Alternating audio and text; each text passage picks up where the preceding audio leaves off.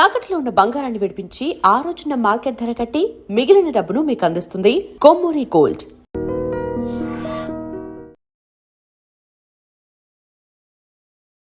నమస్తే, నేను Kavitha. Welcome to I dream news and నిజాలు. మహారాష్ట్ర డిప్యూటీ సీఎం అజిత్ పవార్ అకాల మరణంతో ఇప్పుడు అక్కడ రాజకీయంగా శూన్యత ఏర్పడింది అనేటువంటి అభిప్రాయాలు ఎందుకు వ్యక్తమవుతున్నాయి? మహాయుతి ఆధ్వర్యంలోనే మహారాష్ట్రలో ప్రభుత్వం ఏర్పడ్డ తర్వాత ప్రభుత్వానికి ఏదైనా ప్రాబ్లం అవుతుందా అనేటువంటి అనుమానాలు కూడా ఎందుకు వస్తున్నాయి? అజిత్ పవార్ వారసులు ఎవరు? ఆ తర్వాత అజిత్ పవార్ పార్టీ ఎన్సీపీ శరద్ పవార్ పార్టీలో ఏమైనా కలవబోతోందా? బోల్డ్ అన్ని క్వశ్చన్స్ ఇప్పుడు సడన్గా ఎదురవుతున్నాయి. మనతో పాటుగా ఉన్నారు సీనియర్ జర్నలిస్ట్ సురేష్ కొచ్చాతిల్ గారు. సార్ నమస్తే. సో సడన్ డెత్ అనేది అనుకోని ప్రమాదంలో అజిత్ పవార్ మరణించిన తర్వాత బోల్డ్ అని క్వశ్చన్స్ వస్తున్నాయి. అందులో ఫస్ట్ కనిపిస్తోంది మహాయుతి ఆధ్వర్యంలో ఏర్పడినటువంటి ప్రభుత్వం మేజర్ కీ రోల్ ప్లే చేస్తున్నటువంటి పవార్ మరణం తర్వాత గవర్నమెంట్ ఉంటుందా, డీస్టెబిలైజ్ అయిపోతుందా? ఎందుకని ఆ వాదన వస్తుంది?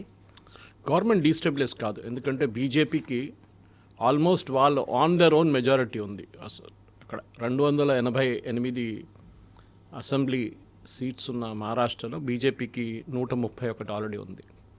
140 అయిపోతే వాళ్ళకి మెజారిటీ వచ్చేసి 142 దాకా. So that is very easy. Already Shiv Sena దగ్గర 57 సీట్లు ఉన్నాయి. So they are comfortable majority. Problem ఎన్సీపీకి రాబోతుంది. అంటే అజిత్ పవార్ ఎన్సీపీకి వాళ్ళ దగ్గర 40 మంది ఎమ్మెల్యేలు ఉన్నారు. ఆ ఎమ్మెల్యేలు ఇప్పుడు ఎక్కడికి వెళ్తారు?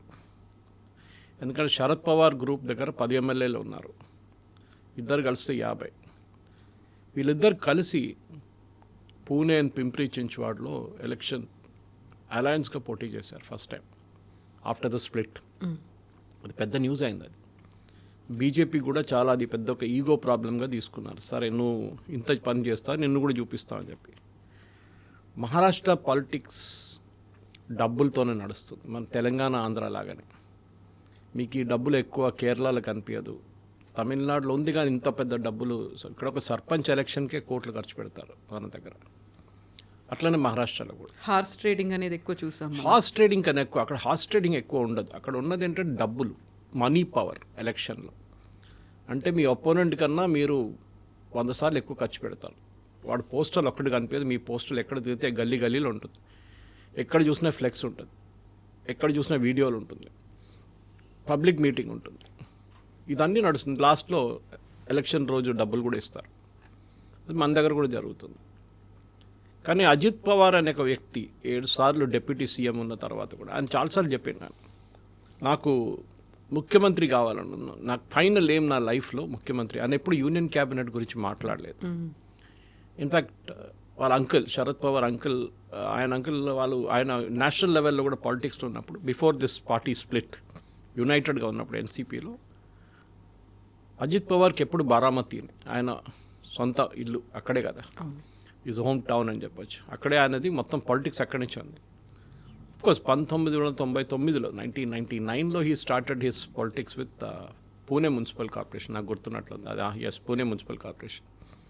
అక్కడి నుంచి మొదలైన పాలిటిక్స్ ఇది అజిత్ పవార్ది. ఆయనకు ప్రాబ్లం ఎక్కడ వచ్చిందంటే, ఒక చాలా పెద్ద మనిషి ఉన్నప్పుడు, పెద్ద చెట్టు ఉన్నప్పుడు దాని కింద ఒక చిన్న చెట్టు ఎప్పుడు సర్వే కాదు. ఆయనకు ఎప్పుడు తెలుసు అది. శరద్ పవార్ గారు ఏ రోజు పోతారో అని చాలామంది చూస్తూనే ఉన్నారు. Is already 85. ఆయనకు హెల్త్ బాగాలేదు చాలా సంవత్సరాల నుంచి. కూతురు సుప్రియ సూలేకి అయితే అంత ఇంట్రెస్ట్ లేదు. ఆమె ఏదో లోక్సభలో కాంటెస్ట్ చేసిన, ఈసారి ఓడిపోయింది ఆమె యాక్చువల్లీ బారామతి నుంచి. సో అట్లాంటి పొజిషన్లో ఉన్నప్పుడు కూడా ఆమె ఎంపీగా, రాజ్యసభ ఎంపీగా అట్లా ఉండిపోతుంది అక్కడే. కానీ ఆమెకు కావాల్సిన లీడర్షిప్ క్వాలిటీ లేదు. ఇదొక ప్రాబ్లం ఉంది. సో ఇట్లాంటి పరిస్థితుల్లో ఏం చేయబోతున్నారు అనేది క్వశ్చన్ వస్తుంది. ఎందుకంటే లోక్సభకి మళ్ళీ పోటీ చేసి మళ్ళీ ఎన్నికైన తర్వాత కూడా సుప్రియ సూలేకి ఆ మెజారిటీ ఎప్పుడు రావట్లేదు. ఒక కాన్ఫిడెన్స్ లేదు పార్టీలో that she can lead. Ajit Pawar తర్వాత పార్టీలో చాలామంది నేతలు ఉన్నారు. వికే పాటిల్ ఆయన ఉన్నారు, మన ప్రఫుల్ పటేల్ ఉన్నారు, వీళ్ళు ఉన్నారు చాలామంది. అక్కడి నుంచి శరద్ పవార్ వైపు నుంచి వచ్చిన వాళ్ళు ఉన్నారు. కానీ ఇప్పటి నుంచో ఈ మాటలు నడుస్తున్నాయి. ఆ రోజు కూడా ప్రెస్ కాన్ఫరెన్స్, మున్సిపల్ ఎలక్షన్ కన్నా ముందు జరిగిన ప్రెస్ కాన్ఫరెన్స్లో వీరిద్దరు కూర్చున్నారు స్టేజ్ మీద. సుప్రియ సూలే అండ్ అజిత్ పవార్. అప్పుడు చాలామంది ప్రెస్ వాళ్ళు అడిగారు, మీ ఫార్మర్ మర్జర్ మీరు ఎట్లయినా పూణే పోటీ చేస్తున్నారు, పింప్రి చించ్వాడ్ పోటీ చేస్తున్నారు అలయన్స్లో, మర్జర్ ఎప్పుడు జరుగుతుంది అంటే చూడండి everything will happen at its time అన్నారు. ఇప్పుడేంటి? That's a question everybody is asking. ఎందుకంటే అజిత్ పవార్ని రీప్లేస్ చేయలేము, ప్రఫుల్ పటేల్ కూడా కేపబిలిటీ లేదు, పార్టీలో ఉన్న మిగతా లీడర్స్ కూడా కేపబిలిటీ లేదు. ఒక టైంలో పవార్స్కి ఒకటే ఛాలెంజ్ ఉండే పూణేలో, మనందరు తెలిసింది అది, సురేష్ కల్మాడి. ఈ వాజ్ అనదర్ పూణేట్ కాంగ్రెస్ మెన్. వీళ్ళిద్దరితో పోటీ పడడానికి కేపబుల్గా ఉన్న మనిషి ఆయన ఒక్కరే ఉన్నారనమాట. కానీ కల్మాడి దాని తర్వాత కామన్వెల్త్ గేమ్స్లో ఇరుక్కుపోయిన తర్వాత, ఆ స్కామ్లో ఇరుక్కుపోయిన తర్వాత ఆయన పొలిటికల్ ఫ్యూచర్ ఫినిష్ అయిపోయింది. మొన్ననే ఆయన చనిపోయారు. మహారాష్ట్ర పాలిటిక్స్లో కొన్ని టర్నింగ్ పాయింట్స్ ఉంది, ఎప్పుడైనా చూడండి Kavitha garu. Pramod Mahajan who could have been a prime minister one day 100%. Modi garu వచ్చాకన్నా ఎంతో ముందు ప్రమోద్ మహాజన్ గారి గురించి మాట్లాడతారు. అంటే ఒక గో గెటర్, ఏం చెప్తారు, పార్టీలో ఫైనాన్స్ తీసుకురావడం, డబ్బులు తీసుకురావడంలో, పార్టీని మేనేజ్ చేయడంలో బ్యాక్ రూమ్ బాయ్ అంటారు చూడండి. Pramod Mahajan was that. Unfortunately వాళ్ళ ఓన్ బ్రదర్ ఆయన్ని చంపారు. చనిపోయిన తర్వాత అక్కడ ఒక మలుపు తిరిగింది మహారాష్ట్ర పాలిటిక్స్లో. Gopinath Munde again potential CM candidate, yes, but more than CM. ఆయన నేషనల్ లెవెల్లో మోదీ గారు తీసుకొచ్చి ఫస్ట్ మోదీ క్యాబినెట్లో మినిస్టర్గా ఉన్నప్పుడే ఒక ట్రాఫిక్ యాక్సిడెంట్ చనిపోయారు ఆయన, రోడ్ యాక్సిడెంట్లో పోయారు. అక్కడ కూడా Maharashtra politics turn on it side. ఈ ఇద్దరు పెద్ద లీడర్స్ బీజేపీని రిప్రజెంట్ చేస్తుండే ఆ టైం. అప్పుడు ఫడ్నవీస్ గారు ఎక్కడ లేరు అప్పుడు. ఇప్పుడు చూడండి, ఐ మీన్ లైఫ్లో కొన్ని మూమెంట్స్ వస్తుంది అట్లాంటివి, అన్ఎక్స్పెక్టెడ్గా ఎవరిదో మరణంకి మీకు బెనిఫిట్ వస్తుంది. అట్లనే ఫడ్నవీస్ గారు came from absolute nobody, from a fashion model నుంచి ఆయన ఒక పొలిటికల్ లీడర్గా మారారు. అఫ్కోర్స్ వాళ్ళ father was big time RSS pracharak ఉండే, ఆయన పొలిటిక్స్లో ఉండే టాలెంట్. కానీ ఇప్పుడు ఏం జరగబోతుందని అందరు అడిగే ప్రశ్న. ఎందుకంటే ఎన్సీపీ అనే ఒక పార్టీ కాంగ్రెస్ నుంచి బయటకు వచ్చిన party. Sonia Gandhi is Italian అని చెప్పి, నేను ఇటాలియన్ వాళ్ళ పార్టీలో ఉండనని చెప్పి బయటకు వచ్చిన మనిషి Sharad Pawar. That is why set up NCP. అదే ప్రాబ్లం మమతా బెనర్జీ కూడా ఉండే. అఫ్కోర్స్ ఆమె పాలిటిక్స్ సపరేట్ ఉండే. అక్కడ కాంగ్రెస్ వెస్ట్ బెంగాల్లో ఆమె అకార్డింగ్ టు హర్ పనికిరాని వాళ్ళు ఉన్నారు అక్కడ కాంగ్రెస్లో, ఎవడు పనిచేయడు, యూజ్లెస్ ఫెలో, సిపిఎంని ట్యాకిల్ చేయలేరు, నేనే పార్టీ పెట్టుకుంటా అని చెప్పి ఆమె కాంగ్రెస్ నుంచి స్ప్లిట్ అయ్యి వచ్చి తృణమూల్ కాంగ్రెస్ పెట్టుకుంది. ఇక్కడేమో నేషనలిస్ట్ కాంగ్రెస్ పార్టీ పెట్టుకున్నారు. కానీ మహారాష్ట్ర పాలిటిక్స్లో చూస్తే శరద్ పవార్ గారి ఇన్ఫ్లుయెన్స్ ఒక 2010 దాకా చాలా మటుకు ఉండే, 2014 కూడా చెప్పొచ్చు, మోదీ గారు వచ్చేదాకా. మోదీ గారు వచ్చారు, దాని తర్వాత దానికన్నా ముందు Pramod Mahajan death and then Gopinath Munde చనిపోయిన తర్వాత మహారాష్ట్ర పాలిటిక్స్లో కొన్ని రోజులు శరద్ పవార్ ఇన్ఫ్లుయెన్స్ ఉండే. బట్ ఆయన నేషనల్ లెవెల్లో బిజీ అయిపోయారు, అక్కడున్న మినిస్టర్షిప్, అక్కడున్న ప్రాబ్లం. ఇక్కడేమో లోకల్ లెవెల్లో అజిత్ పవార్ గారు చూసుకున్నారు మొత్తం పార్టీని అంతా. ఆయనకు అందరు అంటారు ఆయనది ఫస్ట్ కేపబిలిటీ ఏంటంటే, అది మోస్ట్ పొలిటికల్ లీడర్స్కి ఉందనుకోండి. మీరు ఎవరైనా పొలిటికల్ లీడర్ ఇంటికి వెళ్తే ఒక 200 మంది బయట కనిపిస్తారు. అండ్ ఆఫన్ మీరు చూస్తారు వాళ్ళు పేరు పిలిచి మాట్లాడతారు. ఆ కనెక్ట్ ఉంటుంది చాలామందికి.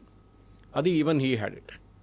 ఈవెన్ బారామతికి వెళ్ళినా కానీ, ఇప్పుడు కూడా ఈ నిన్న ఎయిర్ క్రాష్ జరిగిన దానికి ఒక పబ్లిక్ మీటింగ్కి వెళ్తున్నారు ఆయన. 3-4 మీటింగ్ మన ఇక్కడ జిల్లా పరిషత్ ఎలక్షన్స్ రాబోతుంది, దానికోసం వెళ్ళారన్నమాట. క్యాండిడేట్ సెలెక్షన్ కూడా చేసుకున్నారంట, ఇంకా ఎలక్షన్ అనౌన్స్ చేయలేదు ఇంకా. అంతా ప్రిపరేషన్లు ఉన్నారు ఆయన. బహుశా బీజేపీ నుంచి బయటకు వచ్చేస్తారని అనుకున్న చాలామంది ఉన్నారు, ఉండొచ్చు. ఎందుకంటే మీకు గుర్తుంటుంది కవితగా, దీనికన్నా ముందు ఒక 1996లో స్ప్లిట్ అయింది ఈ పార్టీ యాక్చువల్లీ, అప్పుడు ఆ టైంలో కాంగ్రెస్ నుంచి. కానీ అది దానికన్నా ముందున్న దాన్ని చూస్తే కూడా వీలో నడిమిట్లో ఒక difference of opinion, Sharad Pawar and Praful Patel and Ajit Pawar. అంటే అగ్రెసివ్ గారు మీరు బీజేపీ వైపు వెళ్ళాలని చెప్పి ప్రఫుల్ పటేల్ అండ్ అజిత్ పవార్ ఎప్పటి నుంచో శరద్ పవార్కి చెప్తున్నారు. మనం చూసాం అప్పుడు ఒక రాత్రి 1 గంటకు స్వేరింగ్ ఇన్ సెరమనీ జరిగింది ఒకటి. ఆ టైంలో అందరు అనుకున్నారు ఏంటంటే, అప్పుడు శరద్ పవార్ గారు ఏం చెప్పారంటే, నేను మీ వైపు వచ్చేస్తాను అని చెప్పి హీ అగ్రీ టు ఇట్. అంటే బీజేపీ వైపు నేను వచ్చేస్తాను, అలయన్స్లో వెళ్దామని చెప్పి ప్రఫుల్ పటేల్ని అజిత్ పవార్ గారిని పంపించి ఆ రోజు రాత్రి ప్రమాణ స్వీకారం చేయించిన దేవేంద్ర ఫడ్నవీస్ ముఖ్యమంత్రిగా. అప్పుడు షిండే లేరు ఎక్వేషన్లో. Shiv Sena was united Shiv Sena. కానీ ఆ పార్టీ మనకు తెలిసింది, ఆ గవర్నమెంట్ పడిపోయింది అప్పుడే, కొన్ని రోజుల్లో పడిపోయింది. ఎందుకంటే శరద్ పవార్ గారు సడన్లీ డెవలప్డ్ కోల్డ్ ఫీట్ అంటాం ఇంగ్లీష్లో, అంటే నేను సడన్గా వద్దు ఆ డిసిషన్ ఆయన రిటర్న్ తీసుకున్నారనమాట. ఎప్పుడు అజిత్ పవార్ గారికి ఒకటే ఏముండే లైఫ్లో, నేను ఒక్కరోజు మహారాష్ట్ర ముఖ్యమంత్రి కుర్చీలో కూర్చోనుండే. అది I think with his death అది కూడా పోయిందన్నమాట. కొంతమందికి ఉంటుంది, అది ఏం చేయలేం. కానీ ఇట్లాంటి చాలా మటుకు మనం చూసాం. ఎప్పుడైనా ఇట్లాంటి న్యాచురల్ యాక్సిడెంట్స్ కాకుండా, న్యాచురల్ ఇన్సిడెంట్స్ కాకుండా ఇట్లాంటి యాక్సిడెంట్స్ జరిగినప్పుడు ఆ స్టేట్ది హిస్టరీ మారిపోతుంది.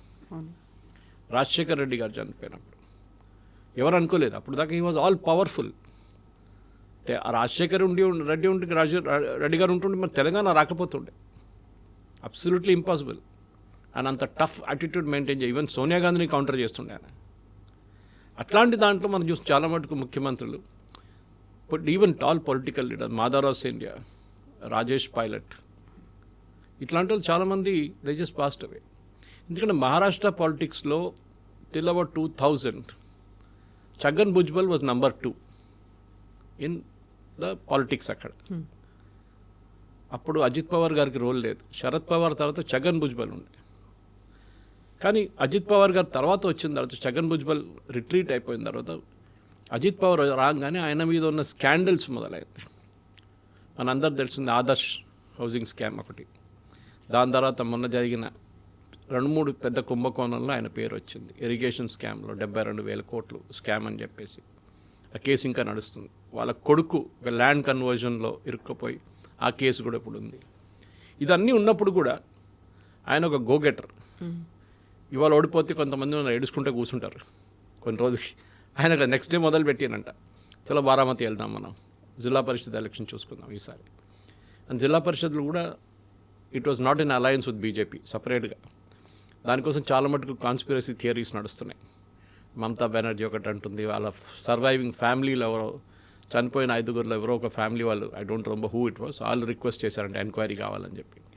ఫ్లైట్ అటెండెంట్ వాళ్ళ ఫ్యామిలీ. సో అజిత్ పవార్ మహాయుతి నుంచి బయటికి రావాలి అనుకుంటున్నటువంటి టైంలోనే ఇలా ఎందుకు జరిగింది? అది నేను ఇంకో టెలివిజన్ ఛానల్ ఇంటర్వ్యూలో నేను చెప్పాను నేను దీని గురించి. అదేం జరిగిందంటే, మహారాష్ట్రలో ఈ మున్సిపల్ ఎలక్షన్ వచ్చిన తర్వాత షిండే ఈ మహారాష్ట్ర బృహన్ ముంబైలో మేయర్ కావాలని చెప్పి వాళ్ళ పార్టీ వైపు నుంచి చాలా మటుకు ట్రై చేస్తున్నారు. తానేలో ఉన్న ఒక టాల్ బీజేపీ లీడర్, ఆయన పేరు నాకు గుర్తు రావట్లేదు, ఈయన ఒపోనెంట్ ఆయన. సో ఆయన ఒక మాట అన్నారు, షిండే నువ్వు ఎక్కువ మాట్లాడకు, ఒకరోజు నిన్ను నామో నిషాన్ లేకుండా మాయం చేసేస్తాను, నీ పార్టీని నిన్ను నామో నిషాన్ లేకుండా మాయం చేస్తున్నారు. ఇప్పుడు అందరూ ఏమంటారు, చెప్పింది ఒకటి జరిగింది ఒకటని. ఆయన చెప్పిందేమో షిండే గురించి, కానీ ఇక్కడ నుంచి మాయమైపోయింది అజిత్ పవార్ గారు. కానీ it's an accident, it's nothing conspiracy, దాంట్లో ఏం లేదు. అన్ని యాక్సిడెంట్స్లో కాన్స్పిరసీ అని చెప్తారు. ఈవెన్ రాజేష్ పైలట్ యాక్సిడెంట్ కూడా అంతే, సంజయ్ గాంధీ గారు చనిపోయినప్పుడు అంతేగా జరిగింది. మాధవరావు సింధియా కూడా ఆల్ కాన్స్పిరసీ థియరీస్ ఉంటుంది. They were all ఒపోజ్ to Sonia Gandhi. దానికోసం వాళ్ళని తీసేశారని చెప్పేసి సీన్ నుంచి. సంజయ్ గాంధీ చనిపోయినప్పుడు కూడా చాలా అలిగేషన్స్ ఉన్నాయి. ఇందిరాగాంధీ ఎందుకు వెళ్ళారు ఎయిర్పోర్ట్కి, పాలెం టెక్నికల్ ఏరియాకి వెళ్ళి సంజయ్ గాంధీ పాకెట్లో ఒక చావి ఉండే, ఆ కీ నాకు కావాలని చెప్పి అడిగారంట. అది ఎందుకు అని అడిగారు చాలామంది. కానీ మహారాష్ట్ర పాలిటిక్స్ తిరిగి వస్తే మనం ఇప్పుడున్న దాని ప్రకారం, ఇప్పుడు నా అంచనా ప్రకారం I think merger will happen. ఎందుకంటే ఆన్ దేర్ ఓన్ వాళ్ళు పోటీ చేయలేరు. పాసిబ్లీ కొంతమంది 20 నుంచి 22 మంది ఎమ్మెల్యేలు కాంగ్రెస్ వైపు వెళ్ళరు.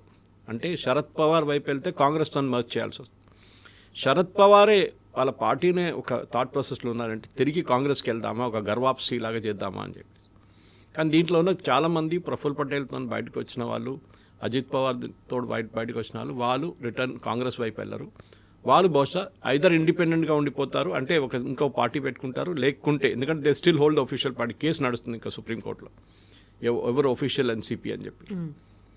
అది బహుశా వాళ్ళు స్ప్లిట్ అయిపోతారు. 20 మంది, 20 నుంచి 22 మంది, 25 మంది బీజేపీ గవర్నమెంట్ సపోర్ట్ చేస్తారు. సపోర్ట్ అక్కర్లేదు, నేను చెప్పాను చూడండి, దే కెన్ స్టిల్ మేనేజ్ అన్నమాట. ఇట్లాంటి పరిస్థితి ఈ ప్యూర్ పాలిటిక్స్ మహారాష్ట్రలో నడుస్తున్నప్పుడు చాలా మటుకు ఎస్ హూ నెక్స్ట్ అనే ఒక క్వశ్చన్ వస్తుంది. అదే పార్టీలో పక్కన సుప్రియ సులేని పక్కన పెట్టండి, ఎన్సీపీని పక్కన పెట్టండి, Sharad Pawar group with in వీళ్ళ పార్టీలు ఎవరు లేరు ఇప్పుడు. ఇప్పుడు అజిత్ పవార్ వాళ్ళ ఆవిడ కూడా రాజ్యసభ ఎంపీగా ఉన్నారు. తను సునేత్ర, తను ఎంపీగా ఉన్నారు. తనేమన్నా వారసురాలు అవుతుందా, తనేమన్నా పార్టీని లీడ్ చేస్తుందా? దాంతో పాటుగా అజిత్ పవార్ వాళ్ళ అబ్బాయి కూడా is he capable of doing that, taking that responsibility అనేది ఒకటి వస్తుంది. ఒక కొడుకు అయితే పాలిటిక్స్లో ఉన్నారు, అదర్ గా ఇస్ నాట్ ఇంట్రెస్టెడ్, పాలిటిక్స్ లేడు. కానీ వాళ్ళకి ఆ కేపబిలిటీ లేదు. ఎందుకంటే ఇది మన గాంధీ కుటుంబంలాగా కాదు, అంటే నెహ్రూ కుటుంబంలాగా. ఇన్కేపబుల్ అయితే కూడా వాళ్ళని తీసుకొచ్చి పెట్టిస్తారు. మీకు గుర్తుంటుంది, Rajiv Gandhi was a reluctant politician. ఆయనకు ఇండియన్ ఎయిర్లైన్స్ పైలట్గా ఉన్నారు, ఆయనకు పైలట్ ఆ పని ఆయనకి ఇష్టం ఉండే.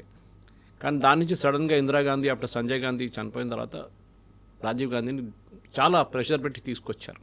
రిలక్టెంట్ పొలిటీషియన్ ఉండే ఆయన. ఒకసారి ఆనెస్ట్గా మాట్లాడుతుండే, నేను 100 రూపాయలు పంపిస్తే 15 రూపాయలు వస్తుంది స్టేట్కి అని చెప్పి అట్లాంటి ఆనెస్ట్ స్టేట్మెంట్స్ చెప్తున్నాయి.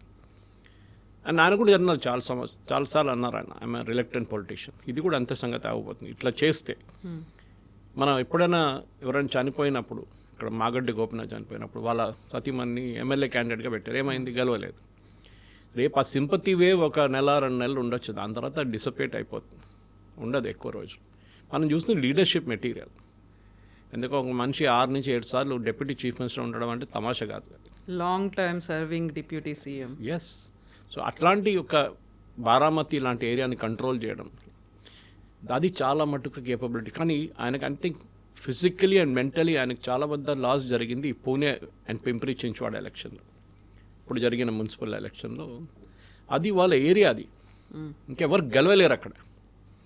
అండ్ బీజేపీ ఏం చేశారో తెలియదు, కానీ డబ్బులు అయితే పెట్టారు విపరీతంగా, దాంట్లో డౌట్ లేదు. BJP out spent everybody.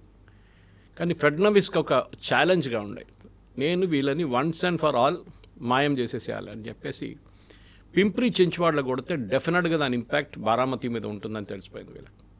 అదే జరిగింది. అండ్ పూణేలో బీజేపీ శివసేన అలయన్స్ లేకుండానే, అంటే షిండే అలయన్స్ లేకుండా వాళ్ళు ఆన్ దర్ ఓన్ మెజారిటీలో వచ్చేసారు. పింప్రి చించ్వాడ కూడా అంతే. పింప్రి చించ్వాడ లైక్ మన జీడిమెట్ల పటాన్ చెరువు ఇండస్ట్రియల్ ఎస్టేట్ లాగా, it is out of Pune industrial area. అది టాటా మోటార్స్ కానీ బజాజ్ కానీ వీళ్ళందరూ అక్కడ ఉంటారు, మ్యానుఫ్యాక్చరింగ్ యూనిట్స్. అది ఎట్లా చేశారని ఇవాళ కూడా ఒక పొలిటికల్ అనలిస్ట్గా నాకు కూడా అర్థం కావట్లేదు. It's absolutely impossible. అది ఏ స్ట్రాటజీ యూజ్ చేశారో ఫడ్నవీస్ గారు మెచ్చుకోవాలి. ఈవెన్ బెటర్ దెన్ మిర్హన్ ముంబై కెన్ స్టిల్ అండర్స్టాండ్. కానీ పూణే అండ్ పింప్రి చించ్వాడతోని ఎన్సీపీ అజిత్ పవార్కి I think it is a death blow అని చెప్తారు ఇంగ్లీష్లో. అది ఒక చావు దెబ్బ అది. దాంతోనే ఆయన కంప్లీట్గా బారామతి వైపు మళ్ళీ వెళ్ళిపోయాడు ఈ ఎలక్షన్లో. సరే, జిల్లా పరిషత్ ఎలక్షన్లో మనం చూపిద్దాం అక్కడ మన ఇన్ఫ్లుయెన్స్ ఏముంటుందని అక్కడికి వెళ్ళి నిన్న యాక్సిడెంట్ జరిగింది. సో బారామతి అనేది తనకి ఏదైతే రాజకీయంగా స్టార్టింగ్ పాయింట్ ఉందో అదే డెత్ పాయింట్, ఎండ్ పాయింట్ కూడా అయింది. బారామతితో ఆయనకి బోల్డంత ఎమోషనల్ కనెక్ట్ ఉంది, ఆ ప్రాంతం తనది అని అలా డెవలప్మెంట్ కూడా చేశారు. బట్ దీన్ని కోఇన్సిడెంట్ అంటారా, లేకుంటే ఒక ఫేట్ అలా నిర్ణయించింది అదే ప్లేస్లో ఆయన చనిపోవడం అనేది? అది కూడా ఎలక్షన్స్ కోసం వెళ్ళాడు, మళ్ళీ తన ప్రతినిధి గెలిపించుకోవాలి అనుకున్నాడు. సో ఆల్మోస్ట్ ఒక 30 years అసోసియేషన్ బాండింగ్ అనేది ఆ బారామతితో ఉంది ఆయనకి. ఫ్యామిలీకి ఉంది మొత్తం. ఇన్ఫాక్ట్ పవార్ ఫ్యామిలీ అక్కడ, వాళ్ళదే అది ఏరియా, వాళ్ళకి ఎవరు గెలవలేరు అక్కడి నుంచి. Either it Supriya Sule or his wife, Ajit Pawar's wife, వీళ్ళిద్దరే గెలుస్తారు అక్కడ. కానీ శరద్ పవార్ గారి ఇన్ఫ్లుయెన్స్, ఎందుకంటే ఇప్పుడు ఆయన 85, రేపు ఐఎమ్ నాట్ సెయింగ్ ఈ షుడ్ పాస్ అవే, బట్ ఆయన పోతే కూడా ఇప్పుడు కూడా ఆయన యాక్టివ్ లేరు. హెల్త్ ఏం జరుగుతుంది మహారాష్ట్రలో? Politics will become a 2-party politics. ఒకవైపు బీజేపీ, శివసేన, షిండే గ్రూప్, అటువైపు ఉద్ధవ్ థాకరే, కాంగ్రెస్. ఎన్సీపీ అనే ఒక పార్టీ బహుశా శరద్ పవార్ తర్వాత ఇంకా ఉండదు. స్ప్లిట్ అయిపోతారు డెఫినెట్గా, లేకపోతే మర్జ్ అయిపోతారు, లేకుంటే ఎమ్మెల్యేలు అందరూ మారిపోతారు. ఎందుకంటే మనం చూసాం 2019లో ఆ పొద్దున 6 గంటలకు చేసిన స్వేరింగ్ ఇన్ సెరమనీ, 6 గంటలకు ముందే అనుకుంటాను ఎగ్జాక్ట్లీ, అవును. ఆ స్వేరింగ్ ఇన్ సెరమనీలో ఆల్మోస్ట్ 5 o'clock అలా జరిగిన ఆ స్వేరింగ్ ఇన్ సెరమనీలోనే ఆ రోజు శరద్ పవార్ గారు అజిత్ పవార్ గారితో నిలబడి ఉంటే బహుశా ఆయన షిండే బదులు ఆయన ముఖ్యమంత్రి అవుతుండే. That is before this. Fadnavis garu ముఖ్యమంత్రి లాస్ట్ క్యాబినెట్లో, he would become the chief minister. కానీ అది జరగలేదు. ఐ థింక్ దాట్ అగైన్ ఆయనకి ఈ పార్టీ స్ప్లిట్ కావడానికి మెయిన్ కారణం అది. అంటే నా సొంత అంకులే నన్ను బ్యాక్ చేయలేదు, నన్ను ముందుకు పంపించి నువ్వు వెళ్ళరా స్వేరింగ్ ఇన్ చేసుకో డిప్యూటీ సీఎంగా, పొద్దున 5 గంటలకు 3 గంటలకు 4 గంటలకు పంపించిన తర్వాత నేను వెంటనే ఉంటాను భయపడకని చెప్పి తిరిగి చూస్తే మనిషి లేడు. శరద్ పవార్ గాయబైపోయేటప్పుడు అది I think it is a big betrayal for him. దాని తర్వాత ఆయన శరద్ పవార్ని ఎప్పుడు ట్రస్ట్ చేయలేదు. లాస్ట్ ఇప్పుడు ఈ ఎలక్షన్లోనే మున్సిపల్ ఎలక్షన్లో కొంచెం దగ్గరకు వచ్చారు వాళ్ళిద్దరు. అంటే ఒక సింపతి ఫ్యాక్టర్ లాగా. ఆయన ఇంకా పాప ఎన్ని రోజులు ఉంటాడో తెలియదు, మన ఇద్దరు కలిసి పోటీ చేద్దామని చెప్పేసి. ఎందుకంటే నేను చెప్పాను చూడండి కవిత గారు, మహారాష్ట్రలో బీజేపీ లాస్ట్ 15 సంవత్సరాల్లో వాళ్ళు ఎట్లా పైకి వచ్చారు చూడండి. ఒక పార్టీ ముంబైలో అసలు సీట్లు గెలవలేని పార్టీ, అక్కడ కాంగ్రెస్ గెలుస్తుండే, లేకుంటే శివసేన గెలుస్తుండే. అట్లాంటి పరిస్థితుల్లో కూడా ఇప్పుడు బీజేపీ అక్కడ బిర్హన్ ముంబైలో మెజారిటీ అని లేదు కానీ బిగ్గెస్ట్ సింగిల్ లార్జెస్ట్ పార్టీగా వచ్చారు, పైకి వచ్చారు. ట్రిపుల్ ఇంజన్ సర్కార్ అని సెలబ్రేట్ కూడా చేసుకున్నారు. సి ద పాలిటిక్స్ అంటే మహారాష్ట్రలో 3-4 రీజన్స్గా ఉంటుంది. ఒకటి లాతూర్ ఉస్మానాబాద్ వైపు మనం చూసాం, అమిత్ దేశ్ముఖ్, విలాసరావు దేశ్ముఖ్ కొడుకు, హీ వాజ్ రెస్పాన్సిబుల్. దాంట్లో రాహుల్ గాంధీకి ఏ క్రెడిట్ లేదు. చాలామంది కాంగ్రెస్ వాళ్ళు రాహుల్ గాంధీ గెలిచారంటే, మళ్ళీ బిర్హన్ ముంబైలో ఏమైంది, అక్కడ కూడా గెలవాలి కదా రాహుల్ గాంధీ ఇంపాక్ట్. సో అక్కడ అమిత్ దేశ్ముఖ్ ఉన్నారు. ఇప్పుడు Amit Deshmukh is the last standing Congress man. ఆయన కూడా బీజేపీ ఆయన వైపు వాళ్ళ వైపు తీసుకుంటే దెన్ కాంగ్రెస్ మహారాష్ట్రలో you can write off the obituary. ఎందుకంటే ఈ పార్టీలు అంత పెద్ద పెద్ద లీడర్, యశ్వంతరావు చౌహాన్, ఏఆర్ అంతులే, విలాసరావు దేశ్ముఖ్, శరద్ పవార్, ఇట్లా అన్ని కాంగ్రెస్సే ఉండే అక్కడ. తర్వాతనే కదా మళ్ళీ ఉద్ధవ్ ఠాక్రే వచ్చింది అంత ముఖ్యమంత్రిగా. సో అట్లాంటి ఒక కాంగ్రెస్ ఉన్న ఒక స్టేట్లో ఇవాళ కాంగ్రెస్ గురించి మనం మాట్లాడలేదు, మన ఎన్సీపీ గురించి మాట్లాడుతాం. అక్కడే తెలిసిపోతుంది ఇంపార్టెన్స్ ఎక్కడ మారిపోయిందని. కానీ అజిత్ పవార్ గారి death I think it's unfortunate. ఎందుకంటే ఒకటి ఆయనకు ఒక డ్రీమ్ మిగిలిపోయింది, అట్లనే చాలామందికి మిగిలిపోయింది అట్లనే డ్రీమ్స్ కూడా. ఇంకోటి రెండోది, మహారాష్ట్ర పాలిటిక్స్లో హూ నెక్స్ట్ అనేది ఇప్పుడు లేదు, ప్రసక్తి లేదు. హూ నెక్స్ట్ లేదు ఇప్పుడు. ఉద్ధవ్ ఠాక్రే రాలేరు ఇప్పుడు, ఆ మెజారిటీ ఆయనకి రాదు. ఇటువైపు షిండే కూడా అంతే సంగతి. ఆయన థానే, ముంబై ఈ ఏరియాలోనే ఆయన ఇన్ఫ్లుయెన్స్ ఉంది. కొంకన్ వైపు మనకు తెలిసిందే రానే ఫ్యామిలీ, అది కూడా బీజేపీ వాళ్ళ వైపు తెచ్చుకున్నారు. ఛగన్ భుజ్బల్ ఆయన ఇప్పుడు అంత ఇన్ఫ్లుయెన్స్ లేదు పాలిటిక్స్లో. ఉన్నారు అంటే ఉన్నారు, లేకుంటే ఆయనది కూడా లేదు, ప్రసక్తి లేదు. Chhagan Bhujbal is out. ఇట్లాంటి పరిస్థితుల్లో I think Devendra Fadnavis now becomes an all out dictator అని వర్డ్ యూజ్ చేయలేము, కానీ మహారాష్ట్ర పాలిటిక్స్లో పాసిబ్లీ శరద్ పవార్ తర్వాత ద మోస్ట్ పవర్ఫుల్ లీడర్గా పైకి వచ్చేది ఇప్పుడు Devendra Fadnavis. And is very young. ఎందుకంటే ఇంత యంగ్ ఏజ్లో మీరు ముఖ్యమంత్రి అయితే దెన్ డెఫినెట్గా ఆఫ్టర్ మోదీ హూ అని చాలామంది అడిగారు. ఎగ్జాక్ట్లీ మీరు చెప్పారు గతంలో చెప్పాను. 10-15 సంవత్సరాల తర్వాత మోదీ గారు, అమిత్ షా గారు వీళ్ళందరూ అయిపోయిన తర్వాత నెక్స్ట్ పాసిబ్లీ లైన్ ఆఫ్ లీడర్స్లో మహారాష్ట్ర నుంచి it will be Devendra Fadnavis. కానీ ఈ నేను చెప్పాను చూడండి, ప్రమోద్ మహాజన్, గోపీనాథ్ ముండే, ఇప్పుడు అజిత్ పవార్, ఈ 3 టర్నింగ్ పాయింట్స్ మహారాష్ట్ర పాలిటిక్స్లో. అప్పుడప్పుడు చూడండి అన్ని అది జరిగిన తర్వాత ఇమీడియట్లీ పాలిటిక్స్ మారిపోయింది, షిఫ్ట్ అయిపోతుంది. ఇది కూడా ఆ మూమెంటే జరిగింది. సో సడన్గా జరిగినటువంటి ఒక ఇన్సిడెంట్, ఒక యాక్సిడెంట్తో 3 అలాగే చనిపోయారు. బట్ ఇప్పుడు అజిత్ పవార్ చనిపోయిన తర్వాత చాలా వరకు ఆయనకు ఒక తీరని కళ సీఎం అవ్వాలి అనేది, అదే తన అభిమానుల్లో కూడా ఉంది. దాదా అని పిలుచుకుంటారు, మా దాదా కుడ్ నాట్ బికమ్ సీఎం అనేటువంటి ఒక ఆవేదన కూడా వాళ్ళలో కనిపిస్తుంది. సో ఆయన కళ మాత్రమే కాదు, వీళ్ళ ఆకాంక్ష, వీళ్ళ కళ కూడా అదే, అది ఎప్పటికీ అలాగే బరీ అయిపోయింది. ఇంకా 1999లో పూణే మున్సిపల్ కార్పొరేషన్ నుంచి మొదలైన ఎలక్షన్ గెలిచిన తర్వాత డిప్యూటీ సీఎంగా ఉన్నప్పుడు, ఇప్పుడు ఉన్న క్యాబినెట్లో డిప్యూటీ సీఎంగా ఉన్నారు. కంటిన్యూస్గా ఆయన పాలిటిక్స్ ఎప్పుడు ఒక అసెండెన్సీలో ఉండే, పైకి వెళ్తున్నాను. ఆయన కిందకి ఎప్పుడు ఓడిపోయింది లేదు. సో అట్లాంటి ఒక మనిషిని సడన్గా ఇక్కడ దాకా తీసుకెళ్ళి మిమ్మల్ని డ్రాప్ హిమ్ డౌన్ అంటే ఫేట్ అంటారు, దాన్ని ఇంకేం చెప్పలేం. Sanjay Gandhi was all powerful. Indira Gandhi తర్వాత హూ అని క్వశ్చనే లేకుండే ఆ టైం. ఒక ఏ క్లాస్లో మారిపోయింది మొత్తం, వితిన్ మినిట్స్ గాన్, ఫినిష్డ్. అట్లాంటి ఇన్సిడెంట్స్ చాలా ఉన్నాయి వరల్డ్ హిస్టరీలో కూడా. మీరు చూడండి, లేదని జరగవచ్చు అట్లాంటిది. జాన్ ఎఫ్ కెనడీ అసాసినేషన్ ఉండొచ్చు, ఇటువైపు మహాత్మా గాంధీ అసాసినేషన్ ఉండొచ్చు. అన్ని హిస్టారికల్ టర్నింగ్ పాయింట్స్ ఉంటుంది ఒక్కొక్కటి. అదే బహుశా ఇప్పుడు కూడా అదే జరిగింది. లాల్ బహదూర్ శాస్త్రి గారు టాష్కెంట్లో చనిపోయినప్పుడు. ఎందుకంటే పాలిటిక్స్లో ఇట్ ఈస్ నాట్ లైక్ బిజినెస్లో ఒక కంటిన్యూటీ ప్లాన్ ఉంటుంది, సక్సెషన్ ప్లాన్ ఉంటుంది. మీ తర్వాత ఎవరైనా నెక్స్ట్ మీరు సెలెక్ట్ చేసుకుంటారు ముందే. అది లేదు ఇప్పుడు. అజిత్ పవార్ కూడా సెలెక్ట్ చేయలేకపోయారు. వాళ్ళ కొడుకుని ఇప్పుడే ముందుకు తీసుకొస్తే పార్టీలో చాలామంది ఆబ్జెక్ట్ చేస్తారు, ఆయనకు తెలుసు ఆ కేపబిలిటీ లేదు వాళ్ళ కొడుకులో. సుప్రియా సులేని తీసుకొస్తే ప్రాబ్లం ఏంటి, అజిత్ పవార్ కూడా ఉండలేరు అని చెప్పి అదొకటి వచ్చింది. కానీ Supriya Sule is not a leadership material. కొంతమంది మీరు ఎంపీగా ఉండొచ్చు, మీరు ఒక మినిస్టర్గా ఉండొచ్చు, కానీ లీడర్షిప్ అనేది it's a different cup of tea. Exactly. చాలా వరకు రీజనల్ పార్టీస్ అన్నీ కూడా ఫ్యామిలీ పార్టీస్, కుటుంబ పార్టీలు అనుకున్నప్పటికీ ఒక పెద్ద పోయాడు అంటే ఇమ్మీడియట్గా సక్సెసర్ అనేది లేకపోవడం అనేది యూజువల్గా చెప్పేదే అది. అదే డిఫరెన్స్ నేషనల్ పార్టీలకి రీజనల్ పార్టీలకి. నేషనల్ పార్టీల్లో అంటే చాలామంది లీడర్లు ఉంటారు, రీజనల్ పార్టీ అంటే కుటుంబ సభ్యులే మళ్ళీ లీడ్ చేస్తూ ఉంటారు అనుకున్నప్పుడు ఇక్కడ మళ్ళీ వెతుక్కునే పరిస్థితి లేదు. అంటే మెర్జ్ చేయాలి, లేకుంటే పార్టీయే మాయమైపోతుంది అనేది. ఎవరు లేరు. Sharad Pawar age factor, Supriya Sule leadership material లేదు, ప్రఫుల్ పటేల్ ఆయనకు మాస్ ఫాలోయింగ్ లేదు, ఇండివిజువల్గా ఈజ్ అ లీడర్. కానీ హూ నెక్స్ట్ అనేది పార్టీలో ఇప్పుడు ప్రాస్పెక్ట్స్ లేదు. బహుశా పార్టీ స్ప్లిట్ అవుతారు, లేకుంటే మర్జ్ అవుతారు. అది ఇప్పుడు ఇమ్మీడియట్ కాదు, బహుశా ఒక 5-6 నెలల తర్వాత దే విల్ బి సంథింగ్, ఏదో ఒకటి జరుగుతుంది. ఇది most probably complete party merge అయి బీజేపీ వైపు వచ్చేస్తారు, లేకుంటే పార్టీ స్ప్లిట్ అయి శరత్ చంద్ర పవార్ పార్టీ అంటే శరద్ పవార్ వాళ్ళ పార్టీ కాంగ్రెస్ వైపు వెళ్ళిపోతుంది.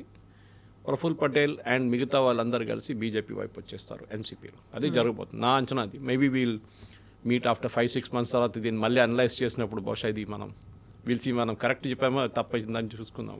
ఆర్ఎల్స్ అక్కడ ఉన్నటువంటి 40 మంది ఎమ్మెల్యేలో ఒక పవర్ఫుల్ ఎవరైనా క్యాండిడేట్ ఉన్నారు అనుకుంటే ఆయన్ని రికమెండ్ చేస్తే ఆయన డిప్యూటీ సీఎం అయ్యే ఛాన్సెస్ ఉంటాయా? అలా లేదు, ఆ పార్టీలో ఎవరు లేరు. I'm looking at one possibility నా. ఇప్పుడు కూడా ఎన్సీపీకి ఒక డిప్యూటీ సీఎం కావాలంటే సుప్రియా సూలే రిజైన్ చేసి, ఎంపీ పదవి రిజైన్ చేసి, she can come in to Maharashtra politics. అప్పుడు ఒక యాక్సెప్టబిలిటీ ఉంటుంది. కానీ ప్రఫుల్ పటేల్ గారిని మళ్ళీ ఆయన్ని తీసుకొచ్చి డిప్యూటీ సీఎం చేస్తే వాళ్ళ పార్టీలోనే పెద్ద రెబెలియన్ రాబోతుంది. జరగదు. ఆ పవార్ అనే పేరు చాలా ఇంపార్టెంట్.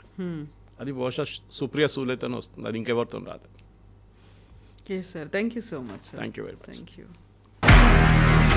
నిజంగా ప్రస్తుతం ఉన్నటువంటి సమాజం దేనికి ప్రయారిటీ ఇస్తుంది? ఆర్థిక సంబంధాల చుట్టూ మాత్రమే తిరుగుతోంది. మళ్ళీ ఎన్నికలంగానే చాలా విరక్తి కలుగుతాను. మంచి అనిపిస్తుంది కదా, లేడీస్ కూడా ఛాలెంజింగ్ జాబ్స్ చేసినప్పుడు చాలా బాగుంటుంది.